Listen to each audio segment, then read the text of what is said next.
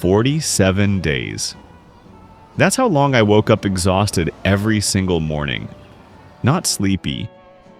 Exhausted. Like my brain never fully turned back on. At first I thought it was normal. I work online. I spend too much time in front of screens. I drink too much coffee. Maybe this is just what adulthood feels like. But after a while, something started feeling wrong. Because no matter what I changed, nothing fixed it.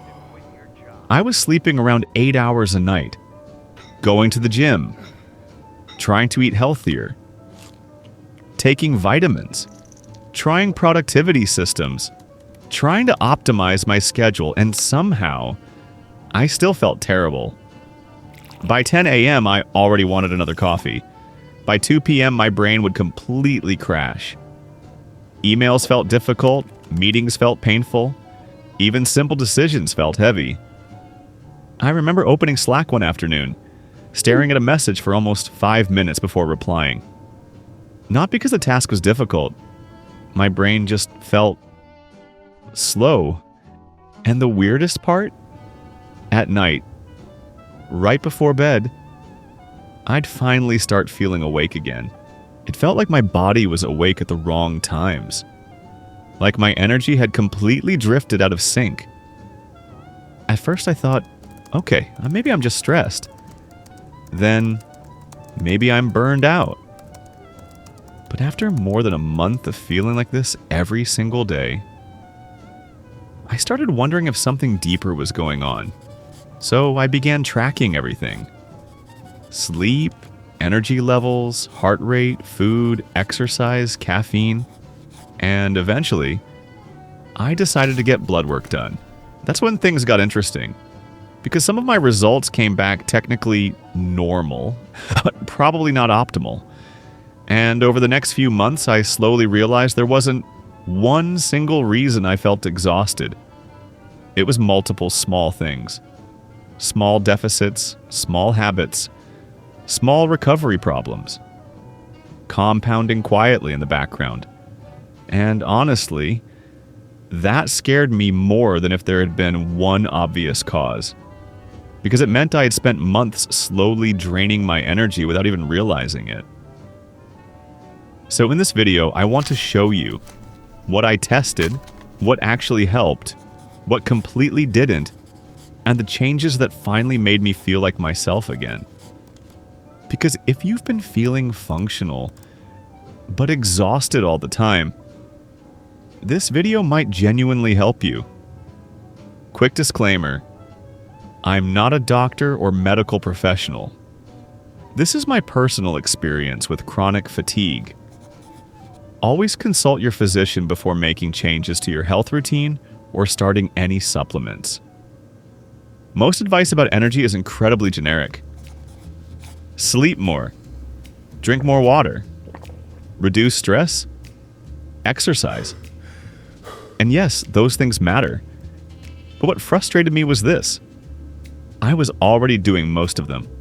I wasn't living perfectly, but I also wasn't destroying my body. And still, every day felt like I was operating on low battery mode. So I started paying attention to patterns, and one thing kept showing up over and over again. I didn't feel sleepy. I felt underpowered. Like my body was running with half the energy it should have. That distinction ended up mattering a lot, because being sleepy and being chronically fatigued are not always the same thing. Sleepy means your brain needs rest. Fatigued feels more like your body isn't producing energy properly in the first place. And that's when I stopped looking at productivity advice and started looking at biology. I went down an absolute rabbit hole. Sleep forums, Reddit threads, research papers, podcasts. One article said magnesium deficiency was massively overlooked. Another said supplementation barely mattered unless you were severely deficient. Some people blamed cortisol, others blamed blood sugar, others blamed modern lifestyle. At one point, I genuinely had no idea who to believe. And honestly, that's one of the hardest parts about trying to fix fatigue online. Everyone sounds confident, everyone has a theory, and when you feel exhausted every day, you become vulnerable to believing almost anything, especially if someone promises a quick fix. So instead of trying more random supplements, I booked blood tests, and the first result was something surprisingly common. My vitamin D came back low.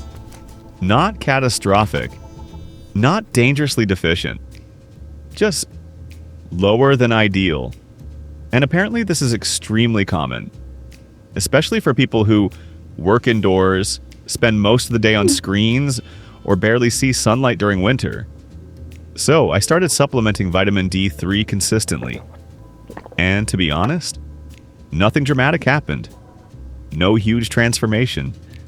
No sudden burst of motivation, but after a few weeks, mornings felt slightly easier. Not amazing, just less bad. And honestly, that became a recurring theme through this whole process. Most real improvements weren't instant. They were gradual, subtle, like your body slowly climbing out of a hole it had been sitting in for months. And this was the first time I started thinking differently about fatigue. Because I realized maybe I wasn't dealing with one massive problem. Maybe I was dealing with 5 smaller problems, all stacking on top of each other. A little sleep inconsistency, a little nutritional deficiency, too much caffeine, too much stimulation, too little recovery.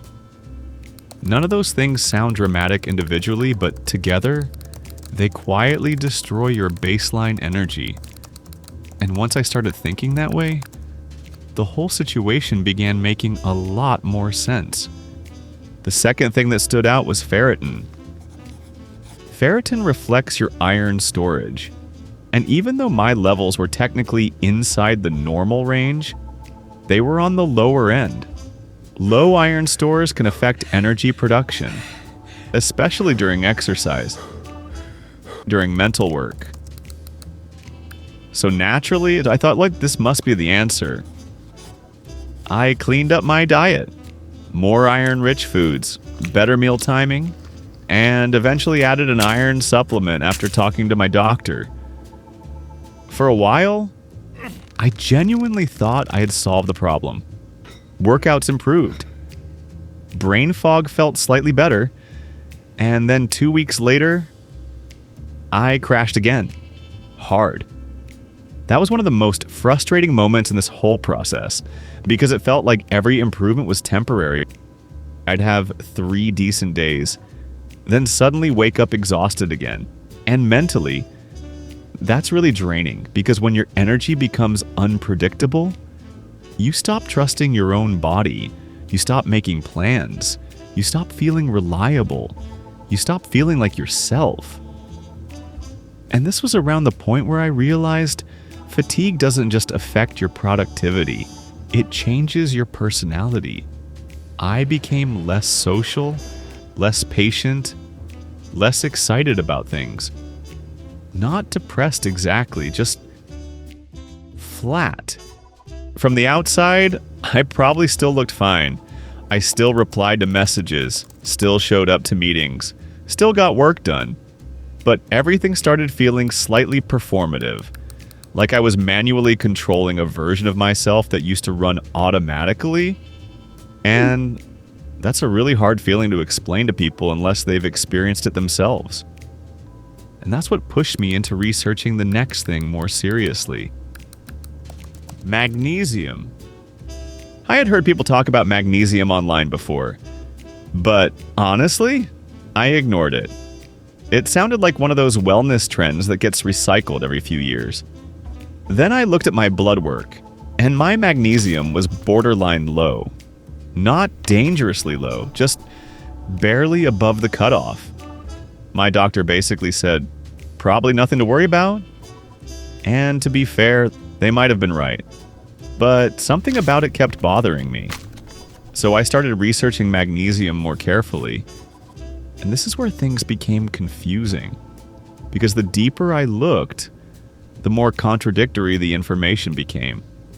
One source said magnesium deficiency was extremely common. Another said blood tests aren't always reliable because most magnesium is stored in tissues rather than blood.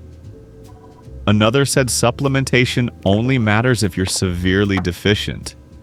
At that point, I honestly didn't know what to believe anymore, but one thing kept showing up repeatedly. Magnesium is involved in a huge number of processes inside the body: sleep regulation, muscle recovery, stress response, energy metabolism. So eventually, I decided to test it for myself. And this is where I made a mistake.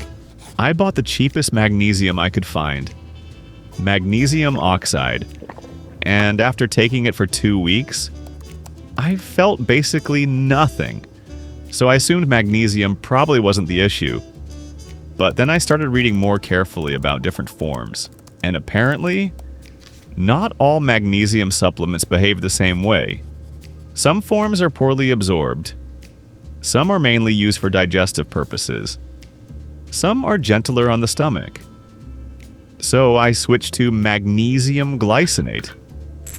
Same mineral, completely different experience. Now, I want to be careful here. I'm not saying magnesium glycinate is some miracle cure, and I'm definitely not saying everyone watching this is magnesium deficient. But for me personally, within about 2 to 3 weeks, something shifted. But even then, it wasn't perfectly linear. Some nights still felt terrible. Some mornings I still woke up exhausted, and honestly, part of me kept wondering if I was just imagining the improvements because I wanted them to work so badly. But over time, the better days slowly started becoming more consistent than the bad ones. I started sleeping deeper. Mornings felt easier. The 2 p.m. crashes became less intense. And maybe the biggest difference of all, my nervous system felt calmer. That's actually the hardest part to explain. Because when you've been chronically tired for long enough, your whole body starts feeling slightly stressed all the time. And for the first time in months, I felt stable again. Not euphoric, not hyperproductive, just normal. And that felt incredible. Because chronic fatigue slowly shrinks your world. You stop wanting to go out. Small tasks feel emotionally expensive. You stop looking forward to things. Everything starts feeling heavier than it should. So when my energy finally started improving consistently, it genuinely felt like I got part of myself back. But here's the important part. I don't think magnesium alone fixed the problem. I think it removed one layer of stress from a system that was already overloaded. And that distinction matters. Because the next thing I realized had almost nothing to do with supplements. Even after addressing some nutritional gaps, I still noticed something else. My nervous system felt constantly overloaded, like I could never fully relax. And honestly, I don't think that's unusual anymore. Most of us are always stimulated, always consuming, always switching between tasks. Your brain never really gets recovery time. At one point, I thought coffee was the only thing keeping me functional. So naturally, I started drinking more of it. And weirdly, the more caffeine I used, the worse the crashes became. I'd feel hyper-focused for maybe 90 minutes, then completely dead. So I decided to test something. I cut caffeine after noon for 2 weeks. The first few days were awful. Headaches, brain fog, zero motivation. I almost quit multiple times. But by the second week, something surprising happened. I stopped crashing as hard in the afternoon. Not because caffeine was the root problem, but because I had been using it to paper over a recovery debt I never paid back. Every time I pushed through fatigue with more stimulation instead of recovery, I was borrowing energy from tomorrow. And eventually, tomorrow runs out of credit. That reframe changed how I thought about energy completely. It stopped being about optimization and started being about recovery. Morning sunlight, walking outside, less screen time late at night, actually letting my brain be bored sometimes. None of these things are revolutionary, but they were things I had quietly stopped doing for months. And the difference between knowing something and consistently doing it turned out to be pretty significant. Looking back now, I think one of the biggest mistakes I made was assuming recovery had to feel dramatic.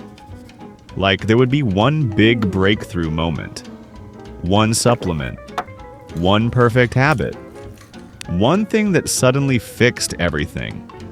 But most of the improvements that actually mattered felt almost invisible at first. Waking up slightly less exhausted, not crashing quite as hard in the afternoon, feeling a little calmer at night. Tiny things. But over time, those tiny things started stacking in the opposite direction. And weirdly enough, some of the most effective changes cost absolutely nothing. Consistent wake time probably helped me more than most of the expensive things I tried. Not because it magically fixed my fatigue, but because my body finally stopped guessing when it was supposed to sleep and when it was supposed to be awake. Morning sunlight helped too. Reducing caffeine later in the day.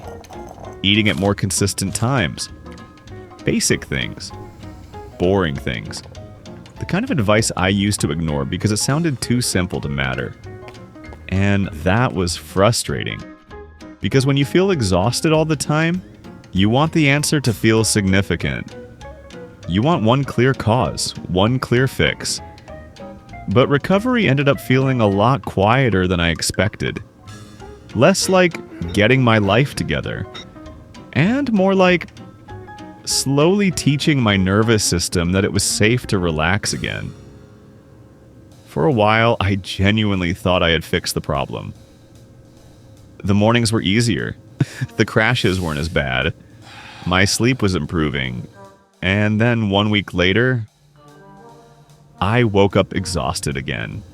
That moment honestly messed with me psychologically more than anything else in this whole process.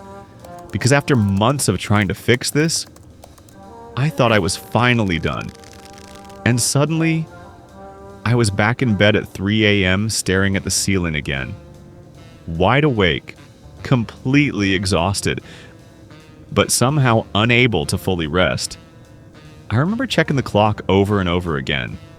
3:17, 3:42, 4:11, and at some point I started wondering, what if this just never fully goes away? That's when I realized something important. Fatigue isn't just about how long you sleep.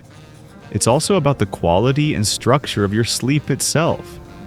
Because apparently, you can spend 8 hours in bed and still never fully recover.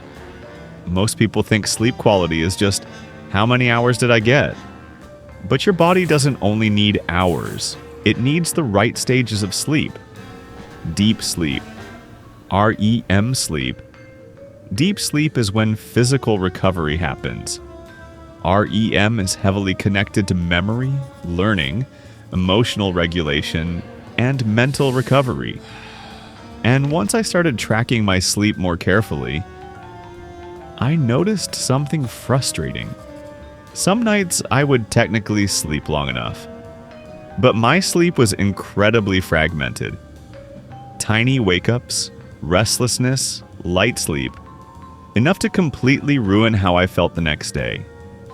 That was the moment I stopped obsessing over how many hours did I sleep and started asking what's actually disrupting my recovery. So I started experimenting, not with complicated biohacking stuff, just basic variables one at a time. And honestly, that's probably one of the biggest lessons from this entire experience. The body responds really badly to chaos, but it responds surprisingly well to consistency.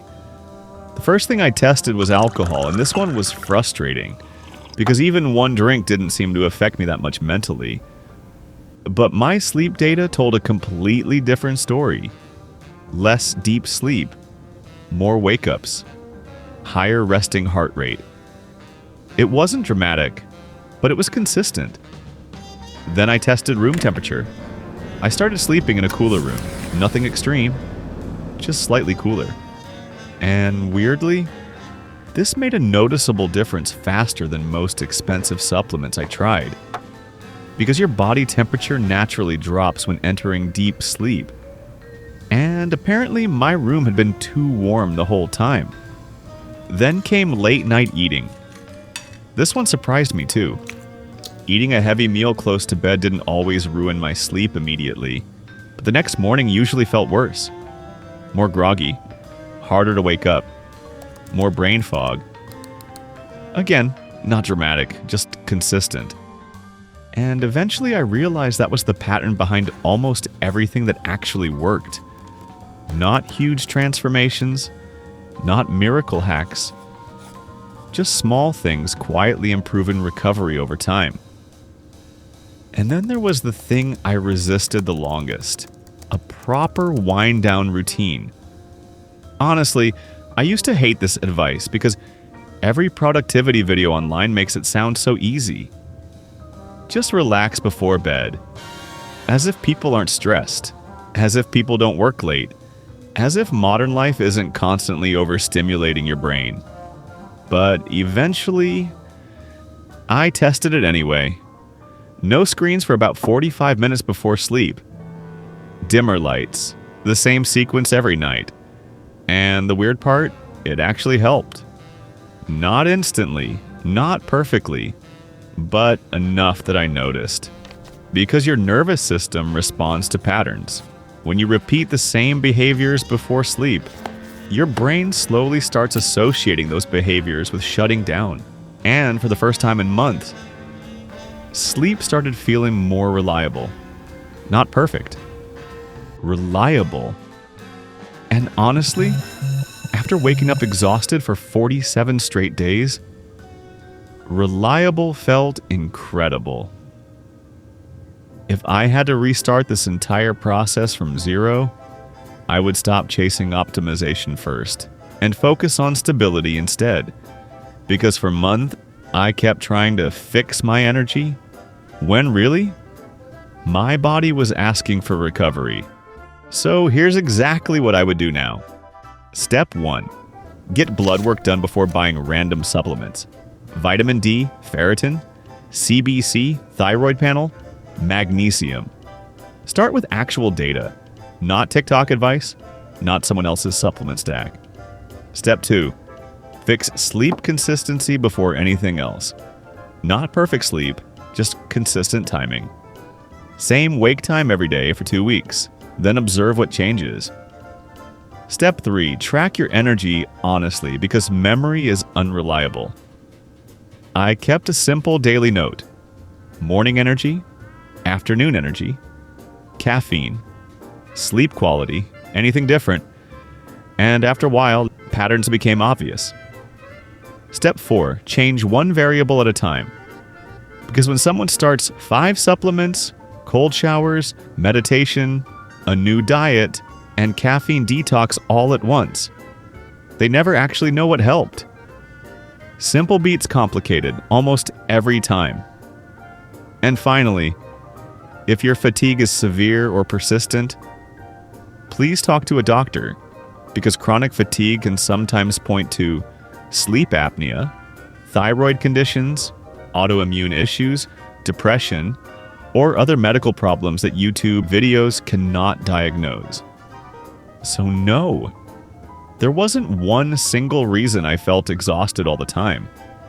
It was a combination of things. Low magnesium, low vitamin D, too much stimulation, too little recovery, an inconsistent sleep schedule, and a nervous system that never really got a chance to slow down. None of it dramatic, none of it obvious, just small deficits quietly compounding over time. And honestly, I think a lot of people are living exactly like that right now. Functional, but drained. Getting through the day without ever feeling fully recovered. And maybe that's why this kind of fatigue is so hard to talk about. Because from the outside, you still look fine. You still go to work. You still reply to messages. You still function. But internally, everything feels heavier than it should. And I think the biggest thing this experience taught me is that recovery usually isn't dramatic. It's slow, boring, consistent, almost invisible day to day. Until one morning, you realize you're no longer dreading your alarm. That was the moment I knew something had actually changed. I'll put everything I mentioned in the description below. The blood tests, the supplements I personally used, the energy tracking template. Some of those links are affiliate links. If you use them, it helps support the channel at no extra cost to you. But even if you don't buy anything, I hope this video helped you feel a little less confused about why your body feels the way it does. And if you want more videos like this on sleep, burnout, recovery, and focus, subscribe. Take care of yourself.